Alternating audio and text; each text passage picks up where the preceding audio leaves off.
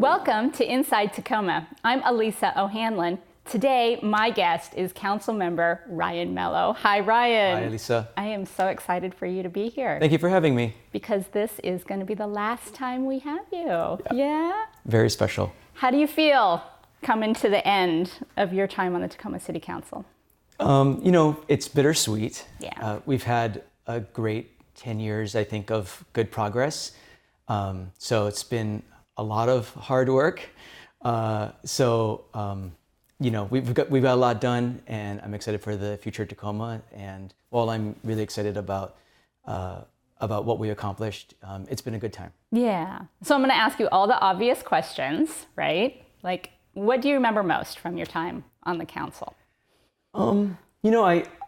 What I will always remember is those long days and long nights with your colleagues, working on those really difficult issues, sitting through hours and hours of testimony about tough issues. Mm-hmm. Back during the recession, when we had to cut over $60 million of core services, people coming to talk about what they were desperate about and what they were concerned about to the future of Tacoma.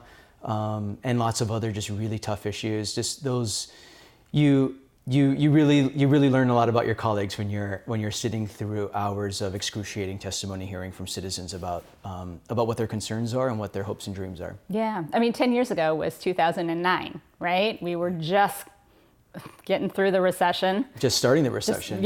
And I remember myself a lot of testimony, particularly about police officers and public safety. Firefighters and firehouses. And you found yourself walking into, was that what you were expecting? What was joining the council like? What were you expecting and how did it compare?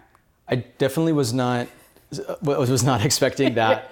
I came from the Metropolitan Park Board of Tacoma, right, where we were building community centers and play fields and making recreation programs free for kids and families. So not that that's not difficult work. Yeah. Those were some, we had some tough decisions about the future of pools in Tacoma and these really beloved recreational assets and how do we make them better, yet, change is really hard for folks at any time. But that was really fun and playful compared to what I walked into at City Hall. So, walking into these really tough decisions about how we need to balance a budget in the face of the country's deepest recession. Yeah.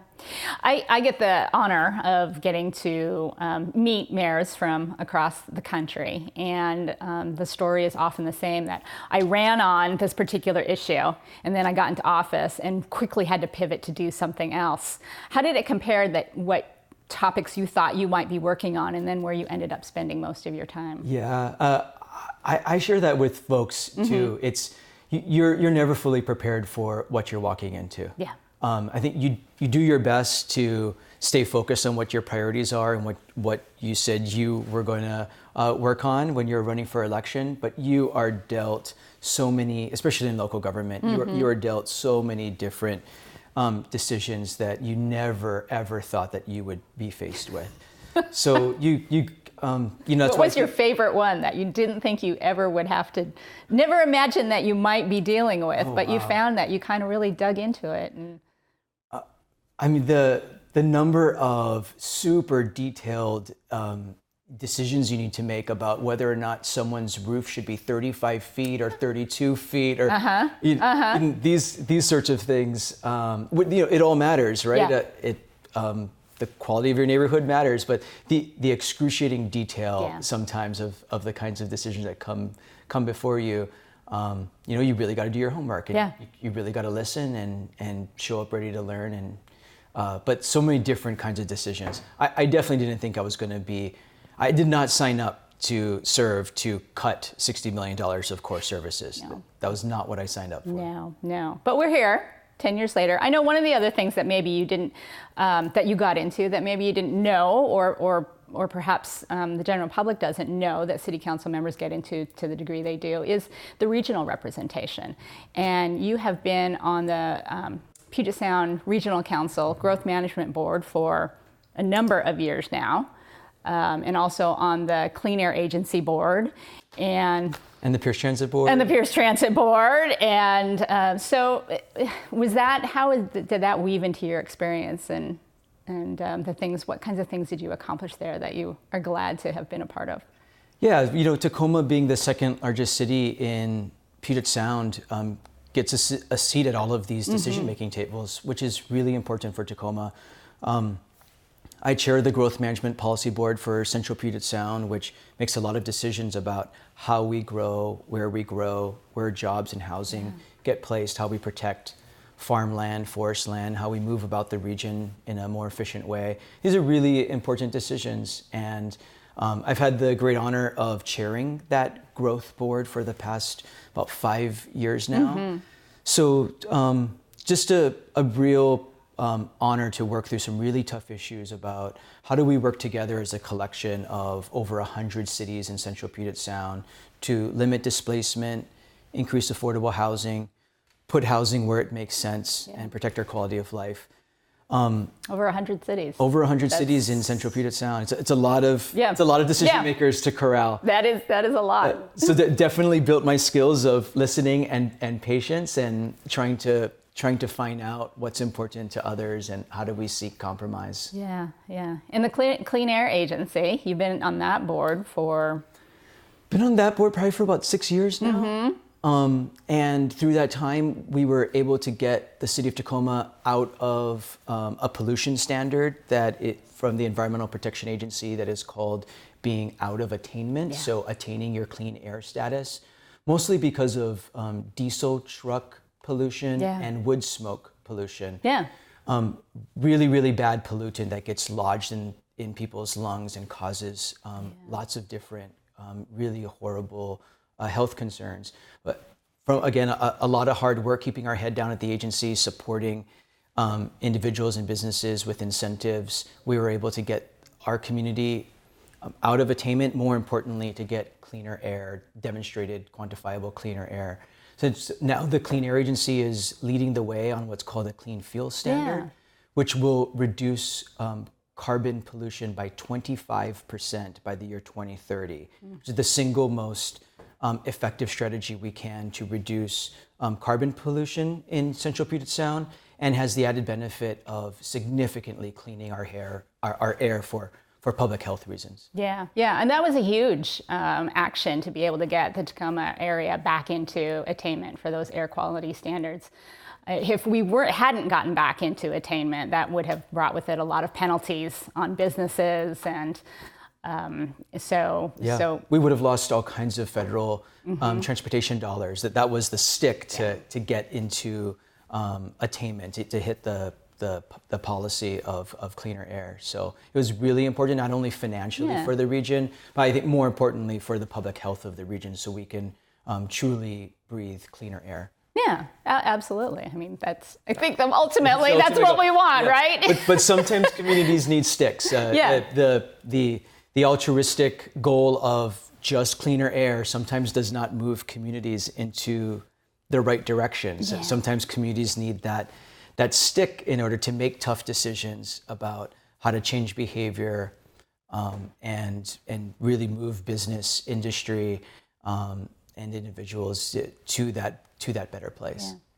And you're working on being on the Pierce Transit Board. That's been a bit of a challenge over the years too. We've seen a lot of changes in the Pierce Transit Board. How long have you been on that board? I'm on my third year of being on the Pierce Transit Board. Another really rewarding yet challenging assignment, working with several different communities throughout Pierce County, and with Sound Transit about how do we connect our region to jobs and other opportunity throughout the region through access to transportation. So there's a lot of need, and what's really difficult there is there's only so many transit hours, bus hours to go around. So there's a lot of hard work to figure out how does Tacoma get their fair share, and how do we really allocate those hours to where people really want to go, not just have a bus run around a community for the sake of running around a community, but how do we put those transit hours where people really want to go and make our decisions based on data and based on ridership. So it's been a lot of tough decisions, but we cut about 1/3 of the bus hours from the Great Recession. Yeah. And these are folks who depend on Yeah. the bus to get to work, to get to medical appointments, to get to school.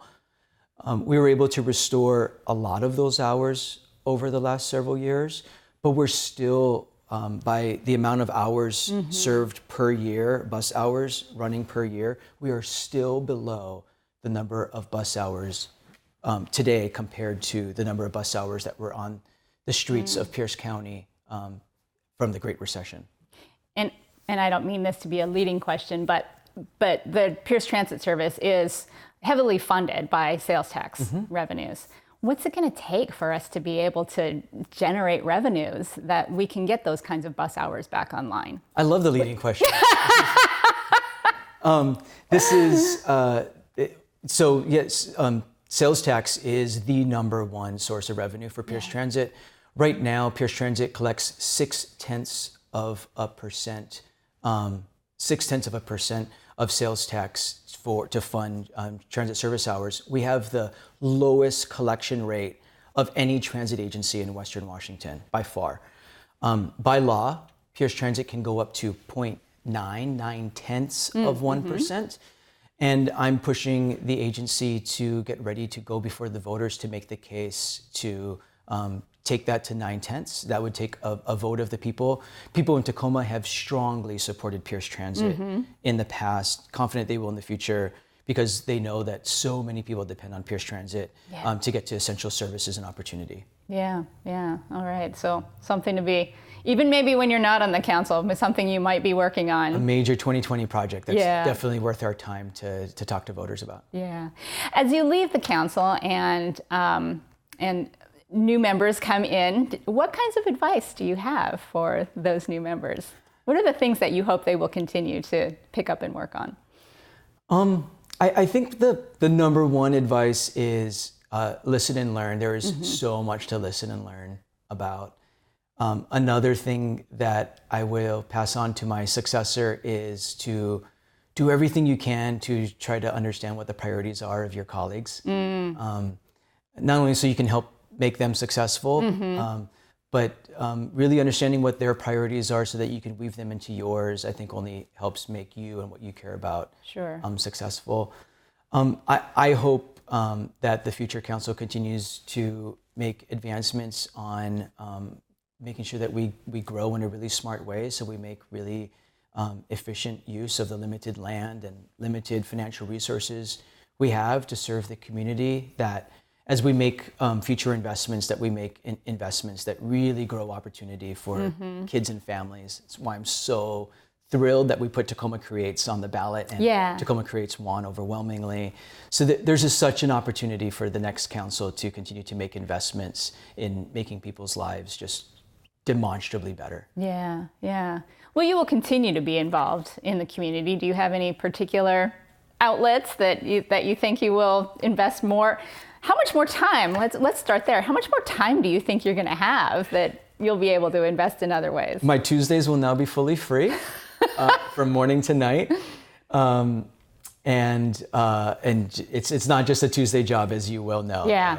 Evenings and weekends all the time, which is a joy to learn about the community. So at the beginning of the year, I'll be joining the Greater Tacoma Community Foundation Board of Directors. Fantastic. Really excited about that, and the important role our community foundation plays in investing in every pocket of our community. They're a very long time Tacoma institution that has made investments in a lot of important projects and programs around. So they're very fortunate to have you. And I'll be excited to be a citizen and rooting for my former colleagues on the city council, with the easy decisions and the very tough decisions. Are you going to come and testify? I don't plan on coming to testify, but I will be rooting for them. It's a tough job, but it's a very meaningful and rewarding job. Well, it could be intimidating to have a former council member come and testify, but it could also be really encouraging and supportive. So there may be an issue from time to time that will get me to the chambers because it's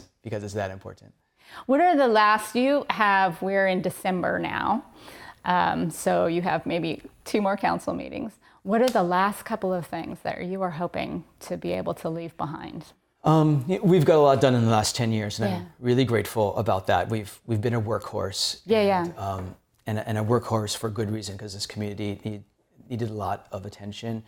A couple of things on my checklist before I leave City Hall include updating our tree code in Tacoma, preserving our amazing tree canopy, our historic large mature trees, and making it easier to plant more trees throughout Tacoma. So that's a big item on my to-do list. Why are trees, I'm just going to ask, why are trees so important?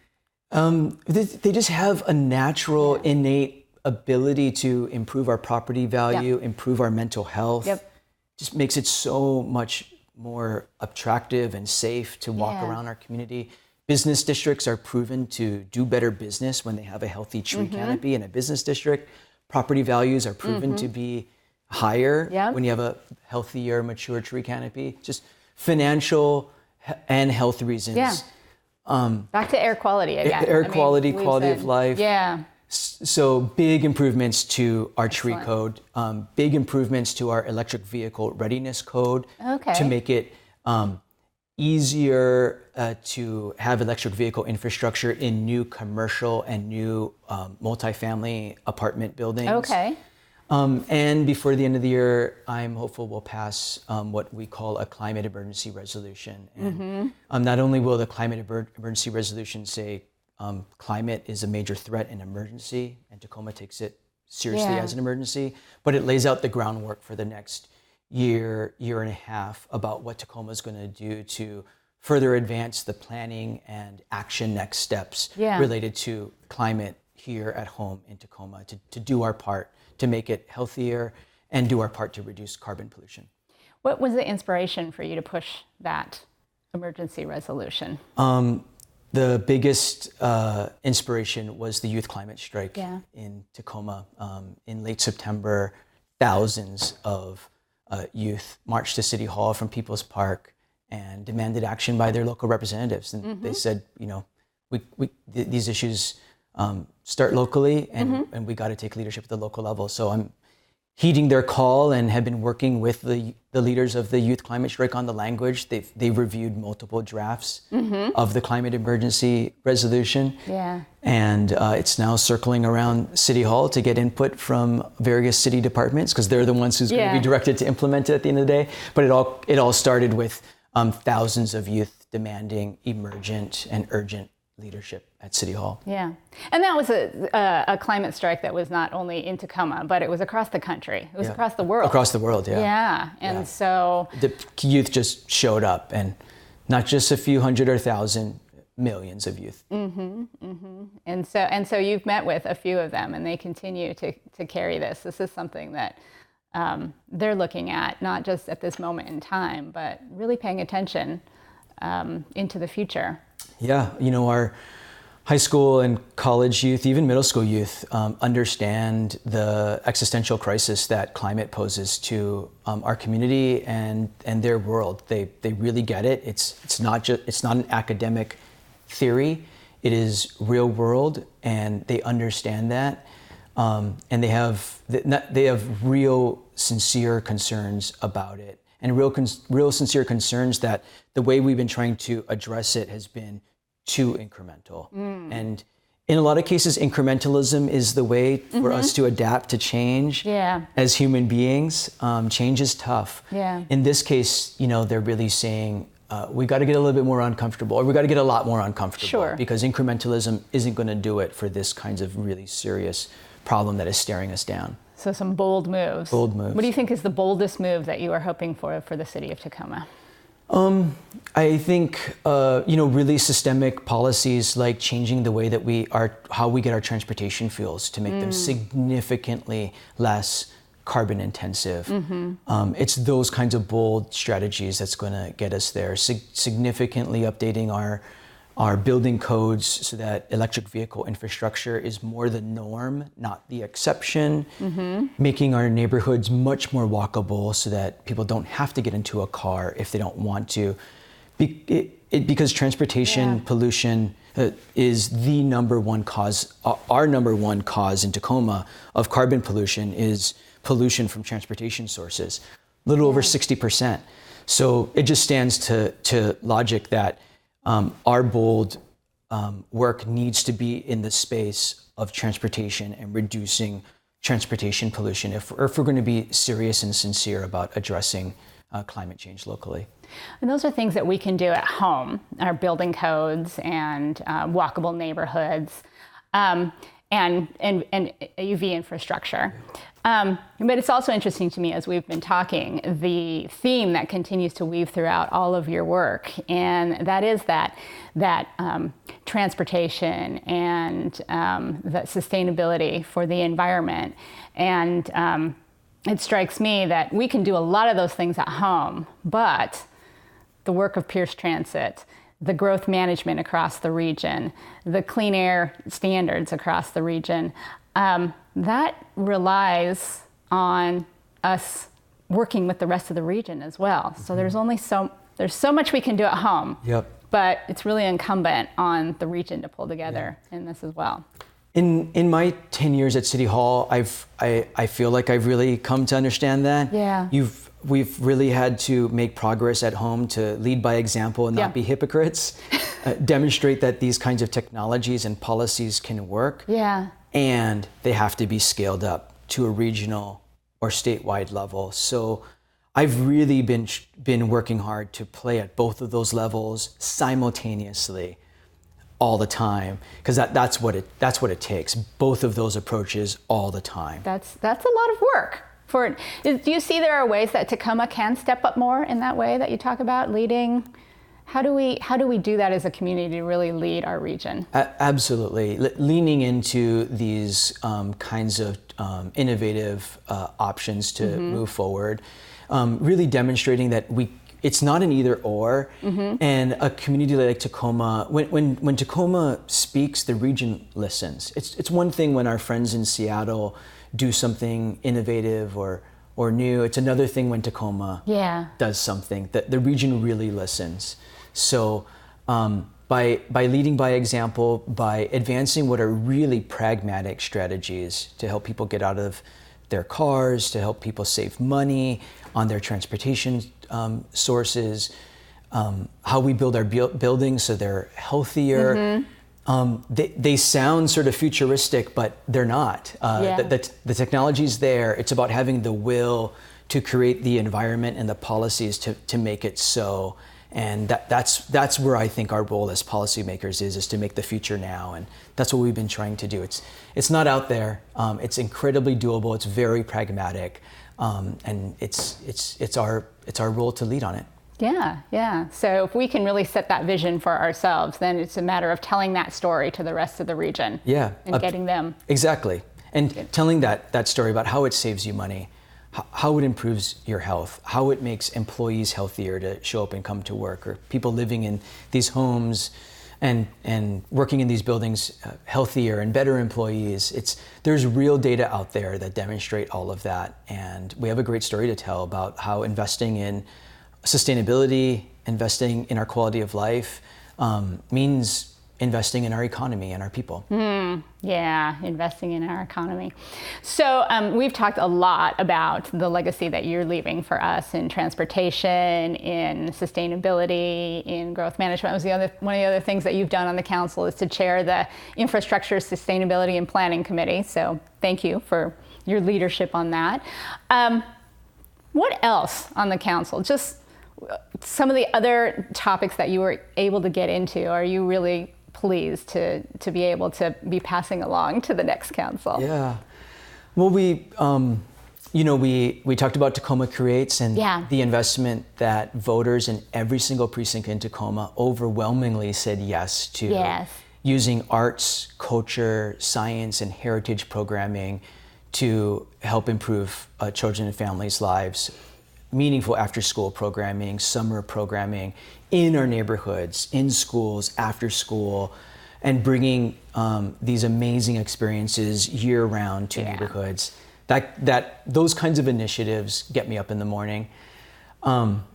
We worked really hard about 4 years ago to pass Tacoma's first streets initiative. We won by a thin hair. Good. But it was really hard work, but it was worth it. We have millions of dollars coming into residential neighborhood streets and sidewalks for the first time in a long time, and residents are really starting to see that. So those are two other initiatives that I worked really hard on that will pay dividends long into the future for just basic services. But it's more than basic. It really does transform people's lives and transform people's neighborhoods. So, Council Member Mello, I really want to thank you for the 10 years that you have served on the Tacoma City Council. It will be sad to see you go from there, but we'll be happy to see you in the community in the new roles that you invest your time in. Thank you so much for being a guest. Thank you. It's been great working with you, Elisa. Thank you. For Inside Tacoma, I'm Elisa O'Hanlon. I want to thank my guest, Tacoma City Council Member Ryan Mello. Please tune in again with us.